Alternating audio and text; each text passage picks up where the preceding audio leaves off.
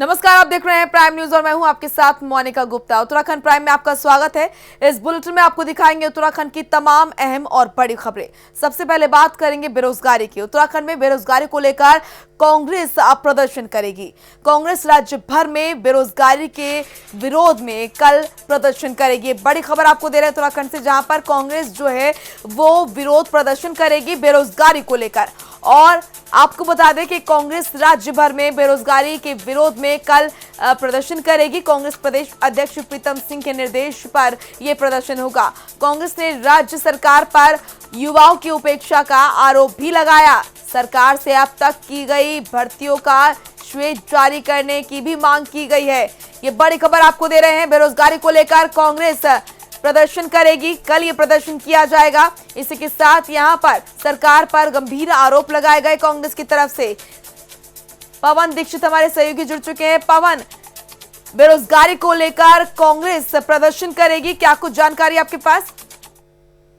बिल्कुल, कांग्रेस अब बिल्कुल चुनावी मोड में दिखाई दे रही है। यही वजह है कि कांग्रेस हो या फिर बीजेपी हो, एक साल से लगभग वक्त बचा हुआ है आगामी विधानसभा चुनाव को लेकर के। जिसको गंभीरता से लिया जा रहा है। सभी राजनीतिक दल अपनी अपनी जमीन तलाशने में लगे हुए हैं। वहीं कांग्रेस भी अब तमाम मुद्दों को लेकर के अब बीजेपी पर हमलावर दिखाई दे रही है। वहीं कांग्रेस के प्रदेश अध्यक्ष इस समय भ्रमण पर हैं, जो भी पूरे प्रदेश के भ्रमण करके अपने जो पदाधिकारी हैं उनकी नब्ज टटोल रहे हैं। तो वहीं अब बेरोजगारी को लेकर के कल प्रीतम सिंह के अध्यक्षता में पूरे प्रदेश भर में आह्वान पर पूरे प्रदेश भर में ये कांग्रेसी अपने बेरोजगारों के हितों को लेकर के कल प्रदर्शन करने वाले हैं। और इस प्रदर्शन में जो गंभीर आरोप भी सरकार पर लगाए हैं कि जब से सरकार बनी है, त्रिवेंद्र सरकार बनी है, तब से लेकर के अभी तक बेरोजगारों के लिए कितने रोजगार मुहैया कराए गए और उनका श्वेत पत्र जारी किया जाए। बिल्कुल, तो यहाँ पर कांग्रेस की तरफ से लगातार सरकार को घेरा भी जा रहा है। बेरोजगारी की अगर बात करें तो बेरोजगारी के मुद्दे को यहाँ पर काफी प्रमुखता से ले रही है कांग्रेस। बिल्कुल, बेरोजगारी को लेकर के पिछले दिनों पूर्व मुख्यमंत्री हरीश रावत ने भी हल्ला बोला था और उपवास पर बैठे थे। तो वहीं अब कांग्रेस अध्यक्ष प्रीतम सिंह के नेतृत्व में कल सभी कार्यकर्ता सभी जिला मुख्यालयों पर, सभी जो जिला मुख्यालय हैं या फिर तहसील है या फिर जो भी मुख्यालय हैं, जहां जहां पर जो इनके पदाधिकारी हैं, उन सब जगहों पर पूरे प्रदेश भर में यह हल्ला बोल एक तरीके से प्रदर्शन होगा। सरकार की नाकामियों को गिनाया जाएगा। बेरोजगारों के हितों को लेकर के ये प्रदर्शन काफी महत्वपूर्ण माना जा रहा है। चलिए, बहुत बहुत शुक्रिया आपका पवन, तमाम महत्वपूर्ण जानकारी देने के लिए। तो सरकार के खिलाफ यहाँ पर कांग्रेस प्रदर्शन करेगी। आपको बता दें कि कल ये प्रदर्शन किया जाएगा। उत्तराखंड में बेरोजगारी को लेकर प्रदर्शन किया जाएगा कांग्रेस की तरफ से। कांग्रेस राज्य भर में बेरोजगारी के विरोध में प्रदर्शन करेगी। कांग्रेस प्रदेश अध्यक्ष प्रीतम सिंह के निर्देश पर यह प्रदर्शन होगा। कांग्रेस ने राज्य सरकार पर लगाया है युवाओं की उपेक्षा का आरोप। ये बड़ी खबर आपको दे रहे हैं। सरकार से अब तक की गई भर्तियों का श्वेत जारी भी करने की मांग की गई है। उत्तराखंड में बेरोजगारी को लेकर कांग्रेस प्रदर्शन करेगी और आपको बता दें कि ये प्रदर्शन कल होगा और बेरोजगारी के विरोध में कल विरोध प्रदर्शन करेगी कांग्रेस। कांग्रेस प्रदेश अध्यक्ष प्रीतम सिंह के निर्देश पर यह प्रदर्शन होगा। साथ ही आपको बता दें कि कांग्रेस ने राज्य सरकार पर युवाओं की उपेक्षा का आरोप भी लगाया।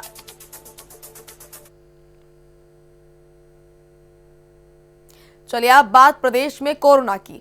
उत्तराखंड में नहीं थम रहा कोरोना का कहर। एक दिन में आपको बता दें कि रिकॉर्ड 1015 नए केस सामने आए हैं। बड़ी खबर उत्तराखंड से। उत्तराखंड में कोरोना का कहर थमता नजर नहीं आ रहा है। एक दिन में रिकॉर्ड 1015 नए केस सामने आए हैं। 24 घंटे में कोरोना के 5 लोगों की मौत हुई है।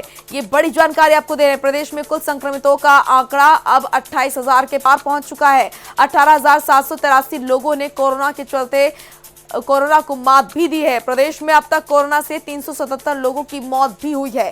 तो उत्तराखंड में कोरोना का कहर किस तरीके से लगातार बढ़ रहा है वो देखने को मिल रहा है। ताजा आंकड़े यही बताते हैं। पवन दीक्षित हमारे सहयोगी हमारे साथ बने हुए इस खबर पर। पवन, जो ताजा आंकड़े सामने आए हैं उससे साफ जाहिर होता है कि स्थिति कितनी भयानक होती हुई नजर आ रही है प्रदेश में।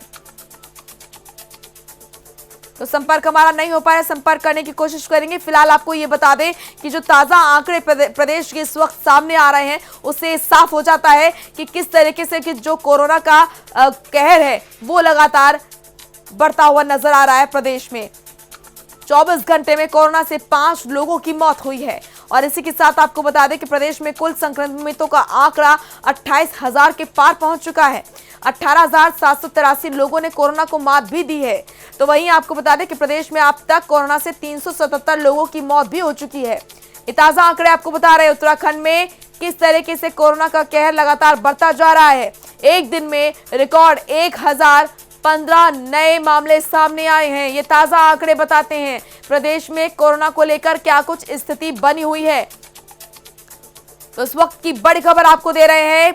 उत्तराखंड में लगातार कोरोना अपने पैर पसारता हुआ नजर आ रहा है। लगातार मामले बढ़ रहे हैं, लगातार मौतें हो रही हैं कोरोना के चलते लोगों की। और ऐसे में जो ताजा आंकड़े सामने आए हैं, इससे साफ हो जाता है कि स्थिति भयानक होती हुई नजर आ रही है। रिकॉर्ड 1015 नए मामले सामने आए हैं प्रदेश में कुल संक्रमितों का आंकड़ा इसी के साथ 28,000 के पार पहुंच चुका है। 18,783 लोगों ने कोरोना को मात भी दी है। लेकिन प्रदेश में अब तक कोरोना से 377 लोगों की मौत भी हो चुकी है। आपको बता दें कि लगातार कोरोना का संक्रमण जो है वो फैलता हुआ नजर आ रहा है। एक दिन में रिकॉर्ड 1015 नए केस सामने आए हैं। पवन दीक्षित हमारे सहयोगी लगातार जुड़े हुए इस खबर पर। पवन, ये जो ताजा आंकड़े सामने आए हैं प्रदेश के, ये दिखाते हैं कि स्थिति कितनी भयानक होती हुई नजर आ रही है। बिल्कुल मोनिका, आपको बता दें कि लगातार कोरोना अपने पैर पसा रहा है और कोरोना से अब उत्तराखंड में स्थिति ये है कि सभी लोगों में आज भय बना हुआ है। कोरोना को लेकर के सभी इसको लेकर के चिंतित दिखाई दे रहे हैं। तो वही सरकार और प्रशासन के द्वारा भी लगातार इससे कैसे बचा जाए उस पर मंथन चल रहा है। तो वही आपको बता दें कि अभी तक 28,000 से ऊपर का ये आंकड़ा पहुंच चुका है, न कि इसमें से लगभग 18,000 डिस्चार्ज भी हो चुके हैं, जो कि पूर्ण रूप से ठीक हो चुके हैं। लेकिन अभी भी 10,000 के लगभग मरीज जो है अभी भी जिंदगी और मौत की जंग से जूझ रहे हैं। मैंने आपको बताया कल अब इस कोरोना ने इतना कहर बरपा दिया है कि मुख्यमंत्री के अभी तक 3 कोरोना से संक्रमित हो चुके हैं, जबकि एक ओएसडी की पत्नी का कल निधन भी हो गया है। तो वहीं बीजेपी प्रदेश अध्यक्ष भी से संक्रमित हो गए हैं। 2 मंत्री अभी तक संक्रमित हो चुके हैं। एक सतपाल महाराज, पर्यटन मंत्री सतपाल महाराज, हालांकि वो पहले संक्रमित हुए थे, अब वो ठीक भी हो गए हैं। जबकि शहरी विकास मंत्री अभी भी उनका इलाज चल रहा है एमसीडीसी केस में। तो कई विधायक भी इसकी चपेट में आ चुके हैं। तो कुल मिलाकर के देखा जाए तो अब ये कोरोना जो है सामाजिक की ओर जा रहा है। जो समाज में इसका फैलाव बढ़ता चला जा रहा है। ऐसे में अब की आवश्यकता महसूस हो रही है। पवन, जब भारत में कोरोना ने दस्तक दी थी और लगातार मामले बढ़ते हुए फिर नजर आ रहे थे, ऐसे में उत्तराखंड उन तमाम राज्यों में से एक था जो कि अछूता था कोरोना से और बहुत कम मामले कोरोना के थे। फिर ऐसा बीच में क्या हुआ, किस तरह की लापरवाही बरती गई कि लगातार अब उत्तराखंड में भी कोरोना के जो मामले हैं वो लगातार बढ़ रहे हैं? मोनिका, आपको बता दें क्योंकि जिस समय कोरोना की शुरुआत हुई थी, जब पहला लॉकडाउन हुआ था, ये जनता कर्फ्यू से इसकी जब शुरुआत हुई थी, उस समय कोरोना का एक भी मरीज उत्तराखंड में नहीं था। जैसे ही लॉकडाउन हुआ उस टाइम तक भी 3 मरीज पहली बार में चिन्हित हुए थे। वो भी जो विदेशों में गए थे कुछ प्रशिक्षण के तौर पर प्रशिक्षित जो IAS अधिकारी थे, उनमें संक्रमण की पुष्टि पहली बार में हुई थी। लेकिन उसके बावजूद भी ये पूरे लॉकडाउन के दौरान भी आंकड़ा काफी कम रहा। 1-2 पेशेंट भी प्रतिदिन आते थे और उसके बावजूद अच्छी जा रही थी। लेकिन जैसे जैसे लॉकडाउन का पीरियड भी बढ़ता गया, लोगों को दिक्कतें भी आने लगी। इसके साथ ही साथ जो प्रवासी भारतीय जो प्रवासी इधर से उधर का उनका आवागमन शुरू हुआ, उसके बाद में संक्रमण का फैलाव और ज्यादा तेज। और हालांकि प्रशासन के द्वारा व्यवस्थाएं की गई। एक पहलू ये भी है कि जो जहाँ पे फंसा था लॉकडाउन के दौरान तमाम लोग जो है बेरोजगार हो गए थे। ऐसे में अपने घर पहुंचने की सभी लोगों को लालसा थी और जब वो लोग एक दूसरी जगह गए तो संक्रमण का भी फैलाव से बढ़ा है। तो कुल मिलाकर के देखा जाए तो संक्रमण का फैलाव जब से प्रवासियों का आना जाना शुरू हुआ तब से इसका फैलाव भी बढ़ा है। हालांकि व्यवस्थाएं भी ज्यादा की गई, लेकिन इस हिसाब से जो अभी भी जो फैलाव बिल्कुल, तो यहाँ पर कई तरह की लापरवाही जो है बढ़ती गई, जिससे कि खामियाजा ये देखने को मिल रहा है कि अब लगातार मामले जो है प्रदेश में अब वो बढ़ते हुए नजर आ रहे हैं। बहुत बहुत शुक्रिया आपका पवन, तमाम महत्वपूर्ण जानकारी देने के लिए। चलिए रुक करेंगे अगली खबर का। किच्चा में कांग्रेस प्रदेश अध्यक्ष प्रीतम सिंह और नेता प्रतिपक्ष इंदिरा हृदयेश के पहुंचने पर कांग्रेस कार्यकर्ताओं ने जोरदार उनका स्वागत किया। इस दौरान कांग्रेस नेताओं ने एक विचार गोष्ठी को संबोधित किया और प्रदेश की बीजेपी सरकार पर जमकर हमला बोला।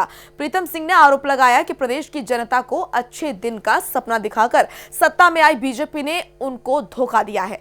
नेता प्रतिपक्ष ने कहा कि सरकार की गलत नीतियों से प्रदेश की जनता परेशान हो चुकी है। किच्चा पहुंचने पर प्रीतम सिंह का जोरदार स्वागत किया गया। प्रीतम सिंह के साथ इंदिरा हृदयेश भी मौजूद रहीं। प्रीतम सिंह और इंदिरा हृदयेश ने सरकार पर हमला भी बोला। तस्वीरें आप देख रहे हैं, सरकार की गलत नीतियों से जनता परेशान है, प्रीतम सिंह ने ये कहा। 22 का चुनाव हमारे सामने है। कांग्रेस चुनाव को लेकर के पूरी तरीके से तैयार है।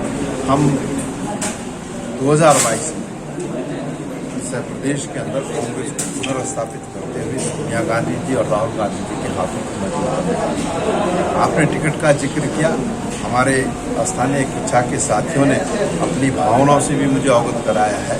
निश्चित रहिए, क्योंकि टिकट का वितरण आज नहीं हो रहा, जब होगा उस समय हम निर्णय लेंगे। आज 2 सीटें राजनीति में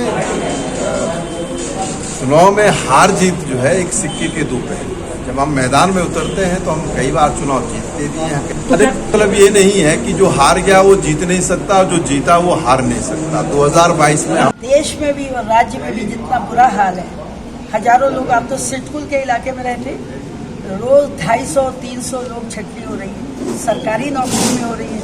और जितने बड़े बड़े प्रतिष्ठान है सरकार के, उन्हें भी बेचा जा रहा है।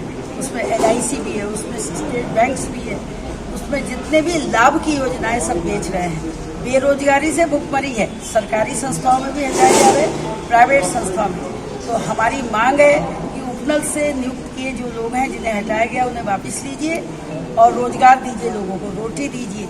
और ये छोटे ठेले वाले जो सुबह की कमाई शाम को करते थे, इनके लिए रास्ता खोलिए। लॉकडाउन और कोरोना का ये मतलब नहीं कि छोटे आदमी भूखे मरे, इनकी आवाज़ हम उठा रहे हैं। लोगों को तनख्वाह नहीं मिल रही है, निगम के कर्मचारियों को 6-6 माह की तनख्वाह नहीं। रंजीत हमारे सहयोगी जुड़ चुके हैं इस खबर पर। रंजीत, अब कांग्रेस जो है वो एक्शन मोड में नजर आ रही है, लगातार इस तरह के प्रदर्शन देखे जा रहे हैं और अब लगातार कार्यकर्ताओं में जोश भरने का काम किया जा रहा है। जैसे कि किच्चा में जब प्रीतम सिंह और इंदिरा हृदयेश वहां पहुंचे तो कार्यकर्ताओं में एक अलग तरह का जोश नजर आया। जी बिल्कुल मोनिका, आपको बताना चाहूंगा, जिस तरह की 2022 का चुनाव नजदीक आ रहा है, वैसे वैसे कांग्रेस के जो दौरे हैं वो बढ़ते जा रहे हैं। लगातार कुमाऊं के दौरे पर नेता प्रतिपक्ष इंदिरा हृदयेश और कांग्रेस के प्रदेश अध्यक्ष प्रीतम सिंह जी पहुंचे हैं। लगातार 6 दिन से लगातार वो अपना दौरा कर रहे हैं। कल से देर शाम वो किच्चा पहुंचे थे। उन्होंने कार्यकर्ताओं में जोश भरा है और 2022 के चुनाव के लिए उनका कहना है कि हम बिल्कुल तैयार हैं। जी बिल्कुल, और यहाँ पर सरकार पर आरोप भी लगाते हुए नजर आए, सरकार पर हमला बोलते हुए भी नजर आए कि किस तरीके से सरकार के राज में, यहाँ पर बीजेपी की राज में जनता किस तरीके से त्रस्त है। लगातार कांग्रेस हमलावर होती हुई नजर आ रही है प्रदेश सरकार पर। जी बिल्कुल, प्रीतम सिंह ने कहा है कि अच्छे दिन का सपना दिखाकर भाजपा सरकार प्रदेश में आई है। लगातार अच्छे दिन का इंतजार कर रही है जनता, लेकिन अच्छे दिन अभी तक नहीं आए हैं। जहां किसानों की बात की जाए, किसानों की दोगुनी आय की बात की थी, लेकिन किसान अभी मायूस है। उनकी आय की बात छोड़ी जाए, लेकिन उनका जो गन्ने का मूल्य है, भुगतान, वो अभी तक नहीं दिया गया है। गलत नीतियों के कारण जो कि प्रदेश की जो जनता है वो त्रस्त है। उधर वहीं इंदिरा हृदयेश जी ने कहा कि सिडकुल में लोगों को जो कार्य क्षेत्र में थे उनको वहां से नौकरी से निकाल दिया गया। बेरोजगारी बढ़ती जा रही है लगातार, लेकिन सरकार द्वारा इस पर कोई भी कार्य नहीं किया जा रहा है। जी रंजीत जी, यहाँ पर जैसा कि देखा गया कि प्रीतम सिंह और इंदिरा हृदयेश आए हैं, किस उद्देश्य से दोनों ही यहाँ पर आए कार्यकर्ताओं के बीच उपस्थित रहे, क्या कुछ बातें हुई? जी बिल्कुल। प्रीतम सिंह और इंदिरा हृदय जी लगातार 6 दिन से कुमाऊं के दौरे पे हैं। उनका कार्यकर्ताओं से मिलन की गोष्ठी चल रही है। लगातार वो कुमाऊं और उधम सिंह नगर में घूम रहे हैं। ये उनका कहना है कि कार्यकर्ताओं को जोश भरने के लिए आए हैं। लगातार अब जोश भरेंगे, जिससे कि 2022 में हमने सभी सीटों पर कब्जा करना है, इसलिए अपने मैदानी जंग में कूद पड़े हैं। जी बिल्कुल, चलिए बहुत बहुत शुक्रिया तमाम जानकारी देने के लिए रंजीत जी। तो किच्चा पहुंचने पर प्रीतम सिंह और इंदिरा हृदय का जोरदार स्वागत किया गया। तमाम पार्टियां अब चुनाव की तैयारियों में लग पड़ी हैं और ऐसे में पौड़ी में आम आदमी पार्टी ने भी अपना जनाधार बढ़ाना शुरू कर दिया है, जिससे दिल्ली की तरह ही उत्तराखंड में भी 2022 का विधानसभा चुनाव रण जीता जा सके। इसके लिए आम आदमी पार्टी ने लोगों के बीच उतरकर अब सदस्यता अभियान शुरू कर दिया है। इसी अभियान के तहत बीजेपी नेता और पूर्व जिला पंचायत सदस्य मनोहर लाल ने भी आम आदमी पार्टी का दामन थाम लिया, जिसे पौड़ी में आपकी बड़ी कामयाबी के तौर पर देखा जा रहा है। आम आदमी पार्टी का सदस्यता अभियान जारी है। बीजेपी नेता मनोहर लाल ने आम आदमी पार्टी का दामन थाम लिया है। देखिए, हमारी पार्टी में बड़ा और छोटा चेहरा नहीं होता है। चेहरा हमारा जो है आदरणीय केजरीवाल जी है, और उनके दिशा निर्देशन में जो उनका संकल्प है, उस संकल्प को हम छोटे बड़े सब कार्यकर्ता मिलकर करेंगे। उनका संकल्प है कि एक बार देवभूमि की जनता अगर हमें आशीर्वाद देती है, आम आदमी पार्टी को आशीर्वाद देती है, तो इसको हम जो है पूरे भारत में देवभूमि मॉडल पर दर्ज करवाना चाहते हैं। इतना हम यहाँ विकास करेंगे। इन मुद्दों को संघर्ष करके और पूरे क्षेत्र में, पूरे जिले में जनता के साथ संघर्ष करेंगे। इन मुद्दों को उठाएंगे। सरकार जो सोई हुई सरकार है, इसकी नींद को तोड़ेंगे। जो इन डबल इंजन की सरकारों ने जो वादा किए थे जनता के साथ, एक भी पूरा नहीं किया और केवल मात्र छलावा किया है। हम आम आदमी पार्टी के सारे कार्यकर्ता बंधु जिन्होंने आज यहाँ पर इस कार्यक्रम में भाग लिया, मैं उनका तहे दिल से स्वागत और आभार व्यक्त करता हूँ। सारे लोग मिलकर के इस सोई हुई सरकार को, इस नीतिगत जो फैसले नहीं ले पा रही है, सुबह कुछ बोलती है, दिन में कुछ बोलती है, रात को कुछ बोलती है, इस सरकार को शुद्ध बुद्धि यज्ञ करके इसकी नींद को तोड़ेंगे और इनको मजबूर करेंगे कि ये जनता का काम करे। आपने वादे किए हैं जनता के साथ। चुके हैं भगवान सिंह, जिस तरीके से देखा जा रहा है 2022 के चुनाव के लिए आम आदमी पार्टी अभी से अपनी सियासी जमीन मजबूत करने में लगी हुई है।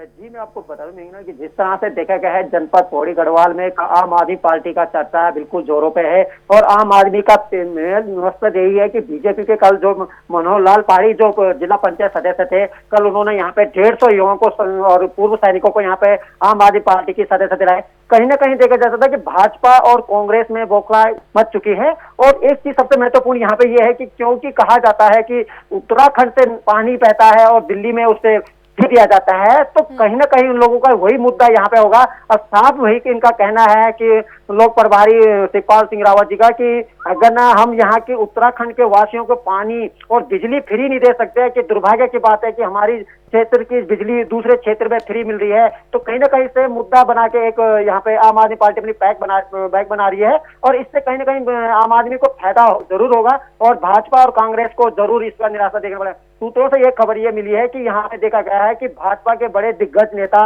और आम आदमी पार्टी में शामिल हो रहे हैं। कई ऐसे दिग्गज नेता हैं जिनके अभी सूत्रों से ये चल रहा है कि वो नेता इसमें आ सकते हैं। लेकिन आपको बता दूं, उत्तराखंड के गढ़ तलांग के नरेंद्र सिंह नेगी को भी इन्होंने आमंत्रण कर चुके हैं अपनी आम आदमी पार्टी के लिए। जब इनसे पूछा गया इसके बारे में, तो क्या आम आदमी पार्टी नरेंद्र सिंह नेगी को, तो उनका साफ कहना है कि क्योंकि गढ़ तलांग के जो हमारे उत्तराखंड के कलाकार नरेंद्र सिंह नेगी है, उत्तराखंड की धड़कन है, तो कहीं ना कहीं उसको भी पार्टी में लाने की है। और साफ उनका यही कहना है कि अगर उत्तराखंड का मुख्यमंत्री का अगर चेहरा उनसे जब पूछा गया आम आदमी पार्टी के कलेर से, तो उन्होंने कहा अगर ना हमें नरेंद्र सिंह नेगी जी का आशीर्वाद मिलता है तो शायद हम इनको अपना चेहरा भी बना सकते हैं।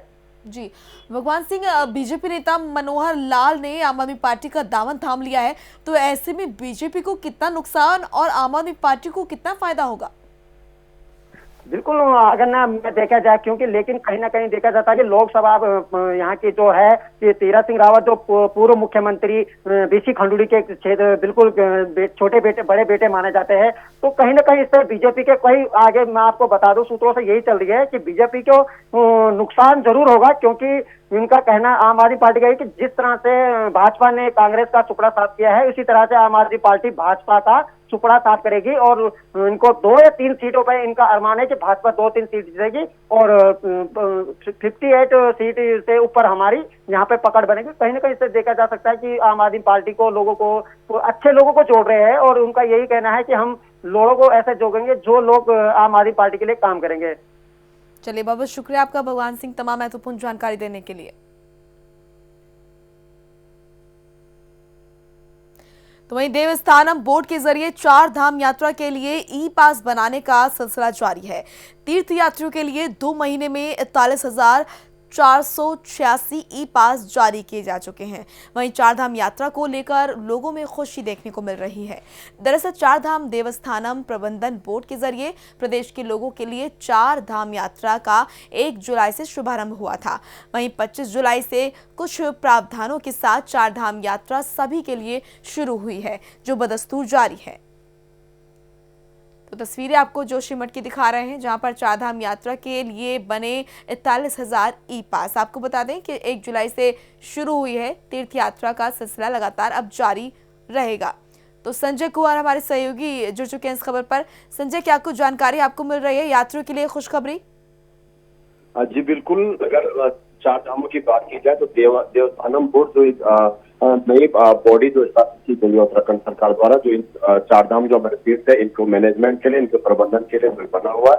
अब तक लगभग 11 तारीख की बात करें तो लगभग 42,000 ई पास जारी कर दिए गए देवस्थान बोर्ड द्वारा, जिसमें भारत के कोने कोने से जो है यहाँ पे तीर्थ यात्री आ रहे हैं और लगभग 24,000 तीर्थ यात्री ने 4 धामों की यात्रा सकुशल कर दी है। इसमें बता दें आपको कि अकेले बद्रीनाथ में 14,000 से अधिक तीर्थ यात्री पहुंच चुके हैं।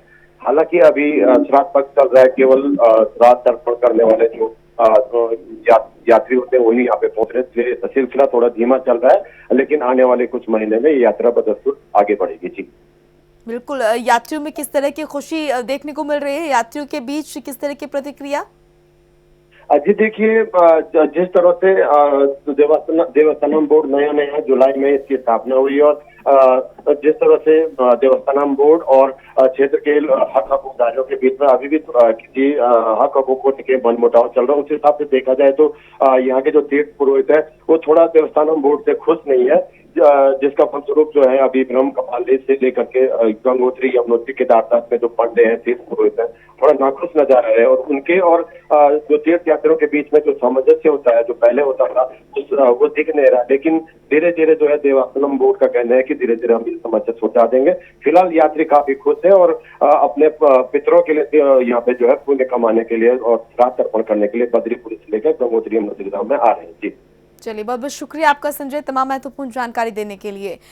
तो जोशीमठ से ये तस्वीर आपको दिखा रहे हैं। 4 धाम यात्रा के लिए 41,000 ई पास बन चुके हैं और आपको बता दें कि 1 जुलाई से शुरू हुई तीर्थ यात्रा का सिलसिला लगातार जारी है। चलिए, रुक करेंगे अगली खबर का। धारचूला में एनएचपीसी के जरिए दूर दराज गांव में कैंप लगाकर स्वास्थ्य जांच की जा रही है। संस्थान के जरिए अब तक कई गांव के 3,000 से ज्यादा लोगों की जांच की जा चुकी है। इसी बीच एनएचपीसी ने ब्यास वैली में कैंप लगाकर 1,000 लोगों की स्वास्थ्य जांच की और उनको जरूरी दवाएं वितरित की। इसी को लेकर उपजिलाधिकारी अनिल कुमार शुक्ला ने बताया कि ब्यास वैली के जनप्रतिनिधियों के जरिए सीमांत में मेडिकल कैंप लगाने का अनुरोध किया गया था। तो वहीं एनएचपीसी के सहयोग से इन क्षेत्रों में मेडिकल कैंप लगा लिए हैं और इस दौरान उन्होंने एनएचपीसी के काम की सराहना भी की। धारचूला की तस्वीर आपको दिखा रहे हैं, जहां पर एनएचपीसी ने सीमांत इलाके में स्वास्थ्य कैंप लगाया और सैकड़ों ग्रामीणों की जांच की गई है, दवाइयां उन्हें बांटी गई हैं। माइग्रेशन वाले दूरस्थ ग्राम वासी डिमांड कर रहे थे काफी दिनों से कि हमारे यहाँ जो है लोग बीमार हो रहे हैं और कोविड-19 भी चल रहा है, यहाँ जो है हेल्थ चेकअप जो है लगाया जाना चाहिए कैंप।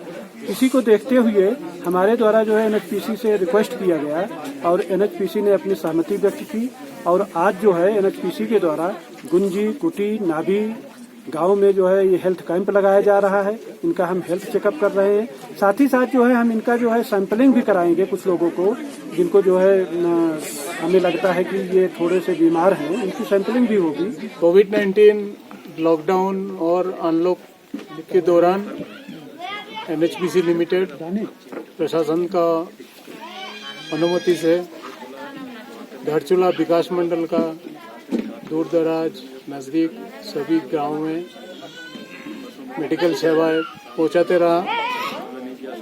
इसका दौरान बीच में जो क्लाउड बस्ट हुआ था, बादल फटा, उसके दौरान जो मेरे आपका राहत शिविर लगाया गया था, वहाँ पे भी हमने मेडिकल कैंप लगाया है और राहत सामग्री भी पहुँचाया है वहाँ पे हम। और इसके दौरान जो हमारा धर्मा वैली है, चौदास वैली है, वहाँ पे भी हमने मेडिकल कैंप लगाया। तो वहीं उत्तराखंड में इस महीने मौसम में कोई खास तब्दीली नहीं होगी। हालांकि अगले हफ्ते में कुमाऊं मंडल में हल्की बारिश की संभावना है, जिसकी जानकारी उत्तराखंड मौसम विभाग के निदेशक विक्रम सिंह ने दी। इस दौरान उन्होंने कहा कि मैदानी इलाके में भारी बारिश की संभावना है।